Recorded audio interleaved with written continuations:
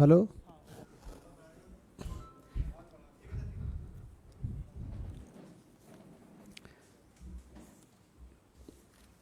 धन्यवाद दोस्तों, आपने थोड़ा सा संयम और धैर्य रखा। थोड़ा सा हम आज हल्का सा लेट शुरू कर रहे हैं, उसके लिए क्षमा चाहते हुए सीधा टॉपिक पे आते हैं। आज एक अति महत्वपूर्ण विषय जो रिपोर्टर्स कलेक्टिव नामक वेबसाइट पे एक रिपोर्ट छपी है, 3 कृषि कानूनों का जन्म कहाँ से हुआ, उस संदर्भ में काफ़ी डिटेल्ड रिपोर्ट 2 भाग में रिपोर्टर्स कलेक्टिव में ये रिपोर्ट आई है। इसको लेकर आज देश इस सरकार से बहुत से प्रश्न पूछ रहा है। पहली बात तो ये इस रिपोर्ट के माध्यम से साबित हो गया है कि जो तीनों कृषि कानून जो हम कहते थे, हम लोग कहते थे किसान आंदोलन 1 साल तक चला, आपको याद होगा 750 किसानों की जान उस आंदोलन में कुर्बान हो गई, जो इन धरनों से जो शव वापस गए अपने अपने गांव में। कोविड भी था, ठंड भी थी, इन परिस्थितियों में 750 किसान इन धरनों से उनके शव वापस लौटे। ऐसी परिस्थिति में लगातार किसान आंदोलन जब चल रहा था, हम कहते थे ये कृषि कानून जो आए हैं 3, ये किसान के हक के नहीं है, ये कहीं ना कहीं धनाढ्य लोगों को लाभ देने के लिए सरकार लेके आई। लेकिन सरकार के लोग इसके फायदे गिनवाते थे। लेकिन ये जो रिपोर्ट आई है अब रिपोर्टर्स कलेक्टिव में, उससे साबित हो गया है कि जो हम कहते थे वो सही है। ये जो कृषि कानून आए, ये देश के कुछ चंद धनाढ्य लोगों को लाभ देने के लिए सरकार लेके आई। उनकी लॉबिंग से, उनके इशारे से समझिए, ये सरकार ने बिना किसानों से कंसल्ट किए, बिना किसी भी कृषि क्षेत्र से जुड़े हुए विशेषज्ञ से सलाह मशवरा किए सरकार लेके आई। मैं पहले क्रोनोलॉजी में जाना चाहता हूं, किस तरीके से ये सब हुआ।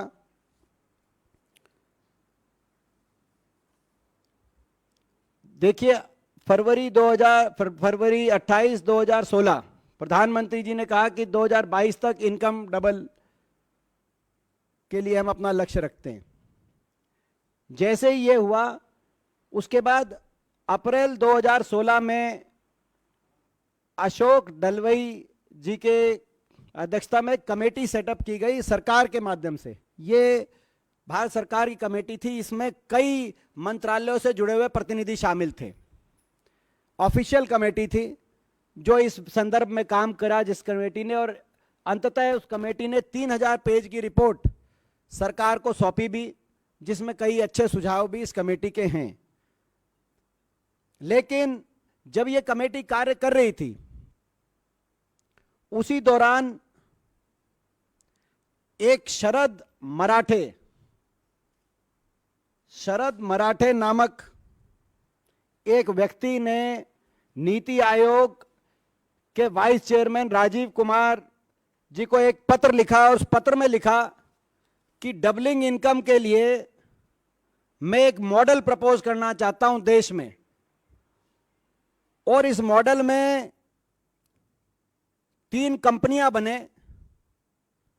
एक कंपनी बने फार्म मैनेजमेंट कंपनी, जिसमें 500 से 1000 एकड़ तक की जमीन हो, और जिसमें जितने भी फार्मर से वो जमीन ली जाए उनको 51% इनका जो है पार्टनर बना दिया जाए, बाकी बड़े उद्योगपति। दूसरी कंपनी बने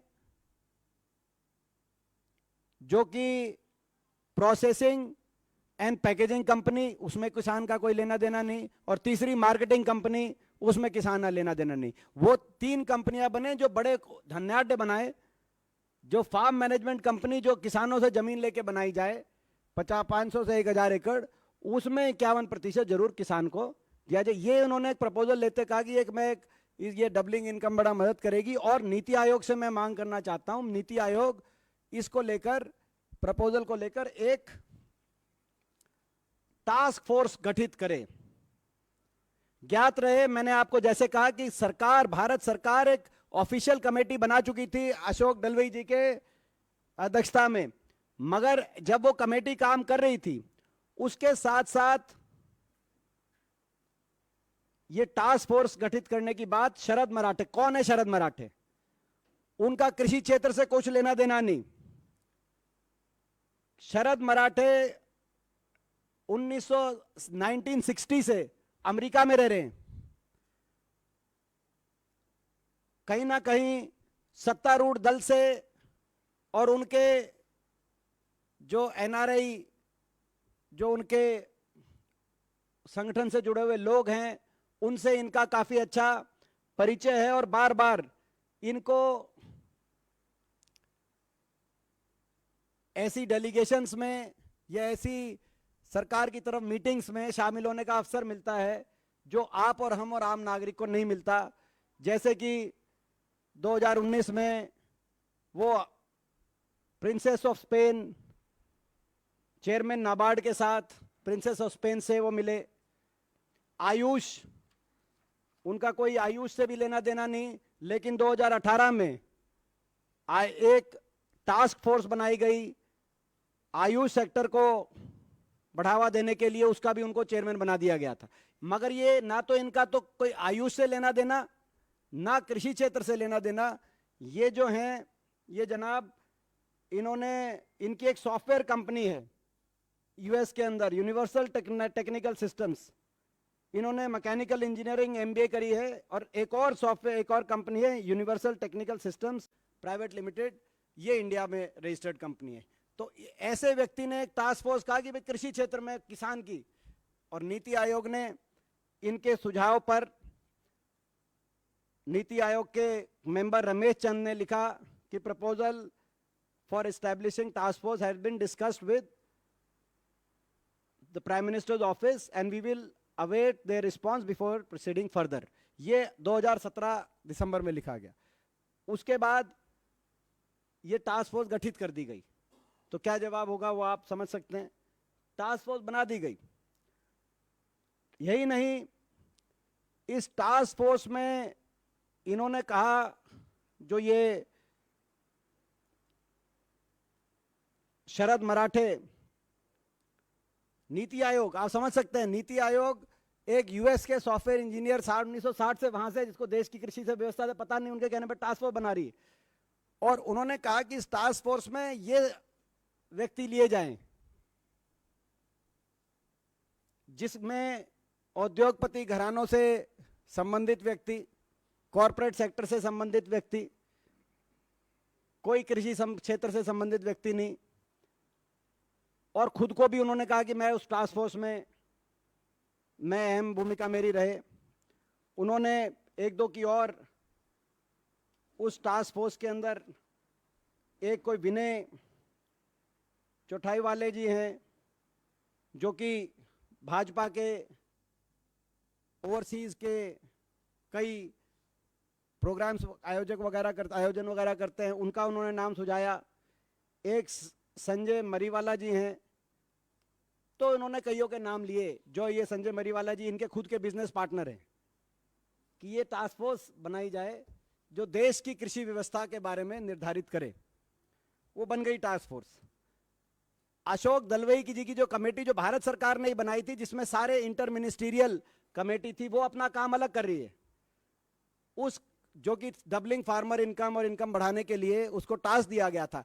जब उसने 14 वॉल्यूम के अंदर 3000 पेज की रिपोर्ट दी, जब उसने अपनी 13वीं वॉल्यूम सबमिट करी, यानी कि उस रिपोर्ट की तरफ कोई उसको अनसुनाद किया जा रहा है, अनदेखा किया जा रहा है, तब इस दौरान ये टास्क फोर्स ने अपना काम पूरी तेजी से शुरू कर दिया। और इस टास्क फोर्स ने किससे कंसल्ट किया? टास्क फोर्स के कौन कौन ऐसे लोग थे जिनसे टास्क फोर्स ने कंसल्टेशन करी? टास्क फोर्स ने the task force consulted hand-picked big corporates such as Adani Group, Patanjali Ayurveda, Mahindra Group and Big Basket. इन ऐसे बड़े कॉरपोरेट घरानों से पूछा गया कि क्या होना चाहिए। जाहिर है इन्होंने अपने अपने नजरिए से सारी बात रखी और अंततः आपने देखा कि कोविड के दौरान बिना संसद में बहस किए 3 कृषि कानून आ गए। मैं एक उदाहरण देना चाहता हूं, छोटा सा उदाहरण, क्योंकि 3 कानूनों में ज्यादा डिटेल में नहीं जाऊंगा, लेकिन एक उदाहरण, अशोक डलवी जी की जो कमेटी सरकार द्वारा इंटर मिनिस्ट्रियल कमेटी थी, और एक और इत्तेफाक देखिए, इस टास्क फोर्स को भी के भी चेयरमैन अशोक डलवी जी को बनाया सरकार ने। नीति आयोग की जो शरद मराठे जी की टास्क फोर्स है, तो अशोक डलवी जी दोनों ही टास्क फोर्स के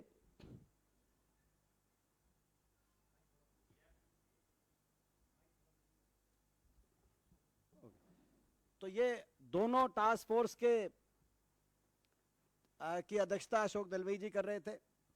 एक उदाहरण देना चाहता हूं, एसेंशियल कमोडिटी एक्ट, यानी कि जमाखोरी के खिलाफ सरकार का ये एक ऐसा कानून कि कोई बिचौलिया किसान से कम कीमत पे खरीद कर और इतना जमाखोरी के माध्यम से और ग्राहक को ज्यादा कीमत पे बेचने का काम ना करे, ताकि किसान को भी और ग्राहक को भी दोनों को चोट मारकर खुद का मुनाफा ना कमाए। इसीलिए जमाखोरी का एक कानून है एसेंशियल कमोडिटी एक्ट। और आपको याद होगा 3 कृषि कानून में से एक ये भी था कि इसमें बदलाव। अशोक डलवी जी की 2 कमेटियां हैं। एक कमेटी जो दूसरी इंटर मिनिस्ट्रियल कमेटी है, उसमें एक सुझाव ये है कि ये प्राइवेट सेक्टर को बढ़ावा देने के लिए एसेंशियल कमोडिटी एक्ट में एग्जेम्पशन दिया जाए। बीच का जो एंटिटी है वो, मगर वो तब दिया जाए जब वो एमएसपी पे परचेज करे। एमएसपी पे अगर खरीदती है तो बीच में वो रख सकती है, बीच की एंटिटी। मगर टास्क फोर्स के आगे अदानी समूह ने कहा, और अदानी समूह जैसे बाकी जो मैंने आपको नाम लिए, उन्होंने कहा कि ये ठीक है, बीच की एंटिटी को इजाजत दी जाए जमाखोरी करने की, असीमित और अनियंत्रित इजाजत दी जाए, और एमएसपी पे खरीद करने की कोई कंडीशन ना हो। और यही मान लिया गया।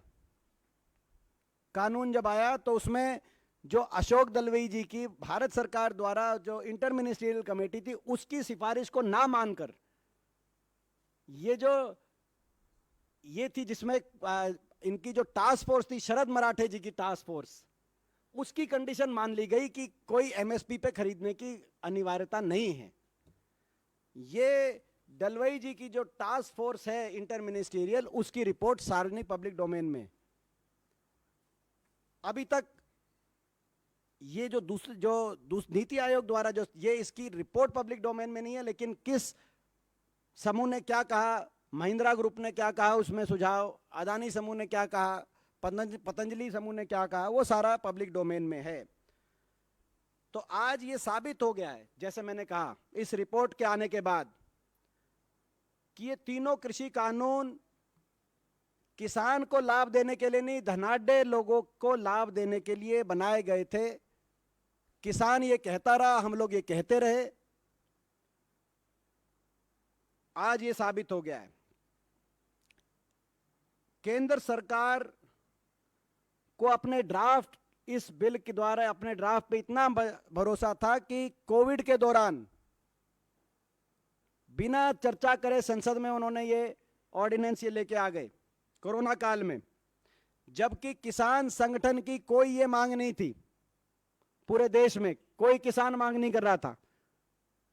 तभी किसानों को शक हो गया था, हमारा देश का किसान भोला जरूर है लेकिन समझदार भी है। ये जय जवान जय किसान का देश था और है और रहेगा, लेकिन भाजपा ना जवान की है ना किसान की है, भाजपा केवल धनवान की है, यह भी साबित हो गया है। और सरकार ये कहती थी कि किसानों को हम इनके लाभ समझाने में सफल नहीं हो पा रहे 3 कानूनों के, लेकिन सच्चाई ये निकली कि किसान ये समझ गया कि इन बिलों के पीछे हकीकत क्या है। ये बड़े उद्योगपति धनाढ्यों को फायदा पहुंचाने के लिए और किसान को नुकसान पहुंचाने की नीयत से लाए गए हैं। किसानों को इन 3 बिलों के फायदे ना समझा पा रही भाजपा, बार बार कह रही थी हम नहीं समझा पा रहे, प्रधानमंत्री जी सबको फील्ड में भेजने की कह रहे थे समझाओ, लेकिन हकीकत यह है कि किसान ये समझ गए कि इन 3 कानूनों के आने से कितना भयंकर नुकसान किसान का होगा। इस बात की तकलीफ बीजेपी को है, ये नहीं कि वो इनके 3 के फायदे नहीं समझा पाई, ये कि किसान समझ गया कि कितना भयंकर नुकसान किसान को होगा। और इसीलिए हम मांग करते हैं सरकार से, प्रेस रिलीज में बाकी डिटेल हैं, कि जब दलवई, हमारी 4 मांगे हैं, जब दलवई कमेटी की 3000 पेज की रिपोर्ट मौजूद थी तो नियमों को दरकिनार कर भाजपा ने गैर विशेषज्ञ एनआरआई उद्योगपति की बात क्यों सुनी? हाई लेवल टास्क फोर्स क्यों गठित किया गया नीति आयोग द्वारा? क्या वो किसानों के अधिकारों को कुचलने के लिए बनाई गई थी ताकि चुनिंदा धनाढ्यों को मुनाफा कमा सकें? पहला प्रश्न। दूसरा, आखिर भाजपा सरकार को चुनिंदा पूंजीपतियों का फायदा कराना क्या इतना जरूरी है जिसके चलते उन्होंने देश की पूरी खाद्य व्यवस्था और कृषि सेक्टर को तार तार करने की साजिश रची? हमारा दूसरा प्रश्न।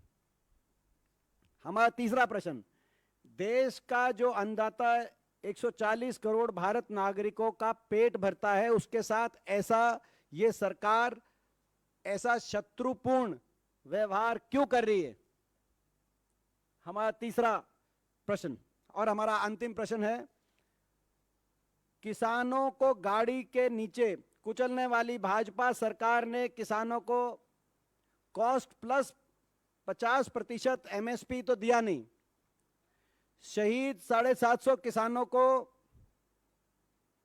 ना मुआवजा, ना शहीद का दर्जा, ना उनके परिवारों में सरकारी नौकरी देने का काम हुआ, और ना ही संसद में 2 मिनट का मौन धरा गया। इतना ही नहीं, उनके खिलाफ केस दर्ज भी वापस नहीं हुए। अब जो आंदोलन खत्म कराते वक्त सरकार ने जो मांगे मानी थी, एमएसपी कमेटी का गठन करना, समय निर्धारित तरीके से एमएसपी को लीगल गारंटी देने का को क्रियान्वित करना, और ये केस मुकदमे वापस लेना, इन सभी समझौते के जो फैसले हुए थे, इनको पूरा करने की टाइमलाइन कब तक है? ये हमारा चौथा और अंतिम प्रश्न। ये 4 प्रश्न आज हम सरकार से पूछते हैं। बाकी आपके कोई प्रश्न होंगे तो उनको हम लेते हैं।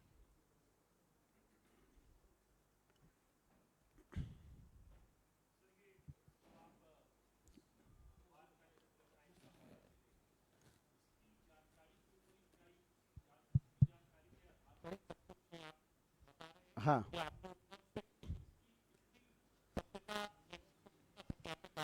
देखिए, मैंने जैसे कहा कि हम ये जो आज की जो ये विषय है, इसमें या तो जो चीज़ें पब्लिक डोमेन में अवेलेबल हैं, जैसे अशोक दलवई कमेटी की रिपोर्ट, जो इंटर मिनिस्टीरियल कमेटी की रिपोर्ट, या जो इस रिपोर्ट में आया है, जो 2 भाग की रिपोर्ट, जो रिपोर्टर्स कलेक्टिव की मैंने रिपोर्ट किया, इसके भी आधार पे, मगर इसमें इसके साथ साथ ये कुछ जो लेटर्स हैं, वो लेटर्स भी इन्होंने इस रिपोर्ट में सार्वजनिक किए हैं। जैसे कि जब उन्होंने चिट्ठी लिखी अक्टूबर 17 में शरद मराठे जी ने जो चिट्ठी लिखी वाइस चेयरमैन नीति आयोग राजीव कुमार को, अपना ये विजन किस तरीके से किया जाए, हिंदुस्तान के कृषि क्षेत्र को कैसे बदल दिया जाए, ये जो चिट्ठी लिखी, ये चिट्ठी सार्वजनिक है, उन्होंने सार्वजनिक करी है। तो इसमें से कई तथ्य उन्होंने सार्वजनिक किए। फिर उन्होंने नीति आयोग को मार्च 8 2018 में, जनवरी 2018 में, नहीं मंडे 8 तारीख जनवरी 2018 में उन्होंने ईमेल लिखी दोबारा से नीति आयोग वाइस चेयरमैन राजीव जी को कि भाई मुझे ऑफिस दिया जाए, मुझे मेरे ट्रैवल एक्सपेंस कवर किए जाएं, मेरे को मतलब सारी एम्यूनिटीज़ दी जाए। उन्होंने 5-7 एम्यूनिटीज़ इसमें तो ये लिखी, ये ईमेल भी इस रिपोर्ट के अंदर सार्वजनिक। तो इन्होंने जो ये रिपोर्ट आई है उस रिपोर्ट में कई बातें जो भी इनके ऑथर हैं उन्होंने रखा है। तो ये एक हमारा एक सोर्स ये है, और दूसरा जो पब्लिक डोमेन में जानकारी। देखिए मैंने आपको बताया कि हम पास दो चीज़ें, एक तो ये जो रिपोर्ट है, हम इस रिपोर्ट को कोट कर रहे हैं, जांच हमारी मांग है और इस पे जांच होनी चाहिए। जो हमारे सवाल हैं, आपने 4 सवाल शायद पूछे नहीं, ये जो आपने हमारे 4 सवाल हमने किए कि जो सारी बात आई है इस पे इसका सारा सच देश के सामने आए, ये हमारी मांग है।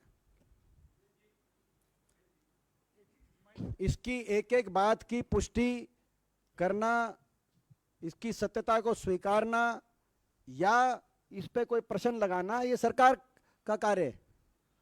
मगर एक इतना बड़ा खुलासा देश के सामने आया है, जो इतना बड़ा कोई खुलासा है, तो हम उस खुलासे के आधार पर सरकार से अपने सवाल पूछ रहे हैं। जी, साल भर से ऊपर हो गया ये कृषि कानून वापस हुए, प्रधानमंत्री ने कहा तपस्या में कमी रह गई थी, वो कह के उन्होंने वापस ले लिया। थोड़ा सा तेज बोलिए। प्रधानमंत्री ने वापस ले लिया था, साल भर से ऊपर हो गया, और वादा भी किया था कि हम ये सारे केस वापस लेंगे और मुआवजा देंगे और एमएसपी को कानूनी गारंटी बनाएंगे। तो किसान लड़ भी रहे, अभी आपके हरियाणा में भी आंदोलन हुआ सूरजमुखी को लेकर के।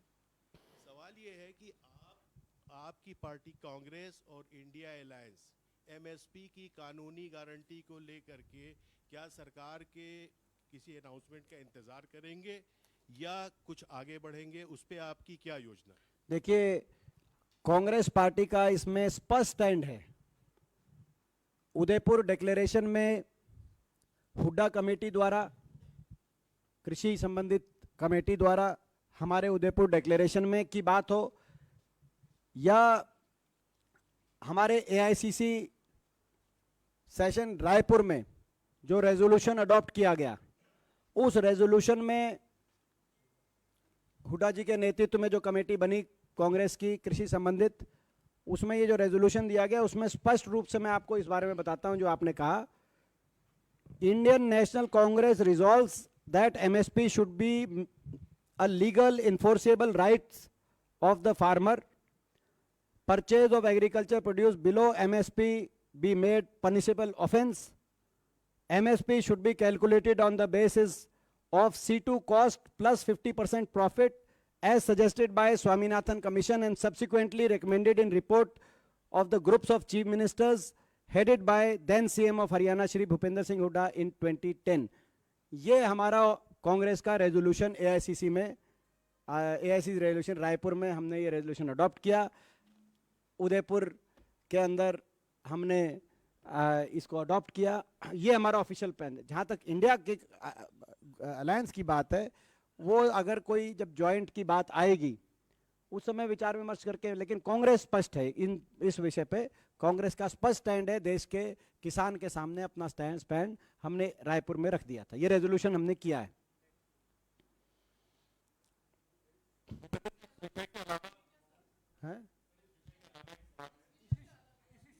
इस इशू पे रखिए अभी।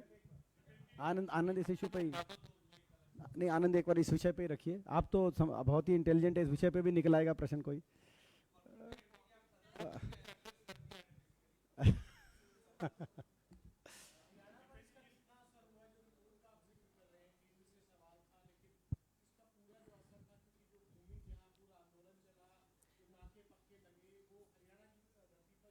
देखिए इसमें बार बार जो ये रिपोर्ट आई है और ये जो इसमें बार बार एक चीज कही गई है, जो कि जिस बात का शक देश के किसान को तभी था। देखिए अब मैं एक पढ़ता हूं, एक दो लाइन आप समझिए। मराठे claimed yet radical new practical solution that the government should test and rapidly scale up, stitch together land leased from farmers, make big marketing company with government help and create companies for processing and farming। Basically ये stitch together है, ये जो idea है 500,000 एकड़ किसान से, और किसान को अपनी जमीन पे एक शेयर होल्डर बना ले, जो जिसका वो ओनर है, 100% ओनर है, पुश्तैनी ओनर है, पीढ़ी दर पीढ़ी ओनर है। तो ये किसान को पहले ही शक हो गया था कि ना सिर्फ ये धनाढ्य कुछ घरानों को कृषि व्यवस्था से लाभ देने के लिए ये 3 कानून लाए गए हैं, लेकिन अगली नजर उनकी जमीन पे भी है। आज ये साबित होगी, अगर ये सरकार इस बात को डिनाई नहीं कर रही कि ये जो टास्क फोर्स बनी नीति आयोग में, सरकार बताए ये टास्क फोर्स बनी कि नहीं बनी, और अगर बनी तो इस टास्क फोर्स के आधार पर सरकार ने ये जो उद्योगपति घराने थे इनसे सुझाव लिए, किसी कृषि विशेषज्ञ को इस टास्क फोर्स में बिठाया नहीं, किसी किसान को इस टास्क फोर्स में बिठाया नहीं, उनसे सुझाव लेकर और 3 कानून ऐसे बना दिए, देश की कृषि व्यवस्था को कुछ लोगों के हाथ में सौंपने की तैयारी की गई। तो ये मैं समझता हूं किसानों के जो सारे शक थे वो आज साबित हो गए। जैसे मैंने कहा, ये जय जवान जय किसान का देश, जय जवान जय किसान का देश रहेगा, लेकिन भाजपा ने साबित कर दिया कि भाजपा ना किसान की ना जवान की, भाजपा केवल धनवान की। दीपेंद्र जी, आप कह रहे हैं कि भारतीय जनता पार्टी किसानों की और जवानों की नहीं है। कांग्रेस वर्किंग कमेटी की सूची जारी की गई है, आपको मौका मिला है, नौजवानों को मौका मिला है, आप कितना संतुष्ट हैं जिस तरीके से युवाओं को मौका इस पूरी सूची में मिला है? हम स्वागत करते हैं कांग्रेस वर्किंग कमेटी जो आई है। मैं समझता हूं कि उसमें हर प्रकार का संतुलन दिखाई दे रहा है। कई तरह के ट्वीट भी आए हैं जिसमें बोला जा रहा है कि जो चिंतन शिविर में रखा गया था और उसके बाद जो महाअधिवेशन में फॉर्मूला तय किया गया था, उसका पालन जो है इस कमेटी में नहीं किया गया है। मैंने जैसे कहा, मैंने हाँ इकट्ठे, और इसमें इस इशू पे और भी कोई क्वेश्चन होंगे आपके दिमाग, एक बार सारे सुन लेते हैं, सारे सुन लेते हैं, जवाब फिर मैं दे दूंगा।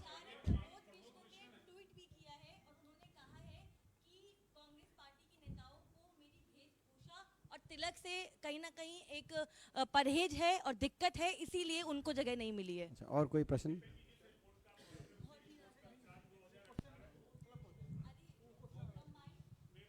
इसी से विषय से था। दीपेंद्र जी, जिस रिपोर्ट का आप हवाला दे, उस रिपोर्ट के अनुसार 2018 में शरद मराठे को आयुष मंत्रालय की टास्क फोर्स में भी अध्यक्ष बनाया गया था। उनके एक मित्र हैं संजय मरीवाल, हाँ, हाँ। उन्हें भी, जो न्यूट्री और खाद्य व्यवसायी हैं, उन्हें भी केंद्र सरकार की एक टास्क फोर्स का अध्यक्ष बनाया गया था।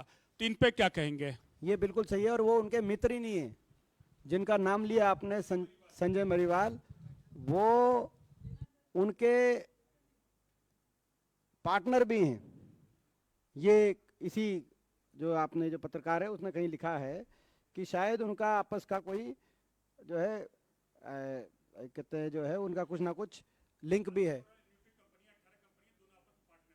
ना। उन्होंने मराठे जी ने एक नॉन प्रॉफिट कंपनी बनाई संजय मरीवाल जी के साथ, तो नॉन प्रॉफिट कंपनी उनकी साथ में बनी हुई है। तो अब ये सारे जांच के विषय हैं कि ये कौन लोग हैं, क्या ये देश की मतलब जो है कि कृषि, क्योंकि ये आयुष मंत्रालय में भी उनकी जानकारी हो, तो सॉफ्टवेयर इंजीनियर हैं, 1960 से यूएस के अंदर है, बहुत से सॉफ्टवेयर इंजीनियर यूएस में, क्या उन सब की बात पे नीति आयोग कमेटियां बना रही है? क्यों बनाई गई, किसके इशारे में बनाई गई, ये सारे जांच के विषय। और आयुष मंत्रालय तो यानी कि या आयुष में जो आपने उन्हें कमेटी बनाई, उनका आयुर्वेदिक मेडिसिन में क्या यूएस के अंदर क्या शोध रही, ये भी एक जांच का विषय है कि यूएस के अंदर वो भारतीय कृषि व्यवस्था बतौर सॉफ्टवेयर इंजीनियर यूएस में इतने वर्ष से भारतीय कृषि व्यवस्था पे शोध कर रहे थे कि भारतीय आयुर्वेद पे शोध कर रहे थे। क्या हिंदुस्तान में उनसे ज़्यादा कोई विशेषज्ञ नहीं मिला? ये सारे जांच के विषय हैं और सरकार को जवाब देना चाहिए। सरकार जवाब दे। हाँ देंगे ना, मगर वो और भी प्रश्न थे, एक साथ देंगे वो, आखिर में लास्ट देंगे वो। सीडब्ल्यूसी पे नहीं, अलग से पूछना है। Selectively quoting Udaipur declaration. Udaipur declaration we are quoting about farmers, but he also Udaipur declaration said under 50. Udaipur declaration as well as plenary session said that you should give representation. Out of the 38 members, I accept that you have put special invitees, made a omnibus and everything else. But the 38 members that are there, the core members, there are only 3 below 50. I asked this question to the spokesperson secretary yesterday. He said, no, we have implemented. It has not been implemented in its true spirit. But no, you look at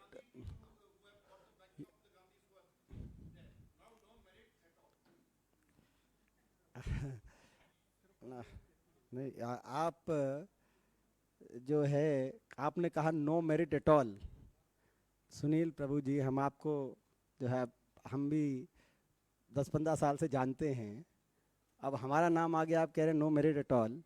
इतना तो इतनी तो आप इतना तो आलोचना में इतना तो आलोचना में आप शिष्टाचार निभाएंगे, हमें उम्मीद है।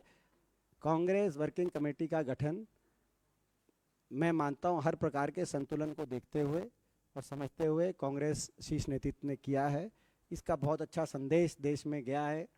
हम कांग्रेस शीर्ष नेतृत्व का धन्यवाद करते हैं। कांग्रेस वर्किंग कमेटी का के गठन में हर प्रकार के संतुलन को बनाने का उन्होंने काम किया है। किया गया कांग्रेस पार्टी की तरफ से कि सनी देओल का जो बंगला था आज 26 करोड़ में ऑक्शन होना था और बैंक ने कहा कि टेक्निकल रीजन की वजह से ये एक बार जानकारी लेने के बाद, विजय लक्ष्मी जी, जानकारी लेने के बाद आपको अलग से इसका जवाब दे देंगे। पता नहीं, हमें जानकारी नहीं। पर आपको लगता है वही जो आप कहते हैं धनाढ्य लोग या ये सब इसी वजह से, टेक्निकल रीजन की वजह से ऑक्शनिंग रुक गई? आपकी बात हो सकता है सही हो, लेकिन हमें जानकारी नहीं, हम इतना ज्यादा सनी देओल हम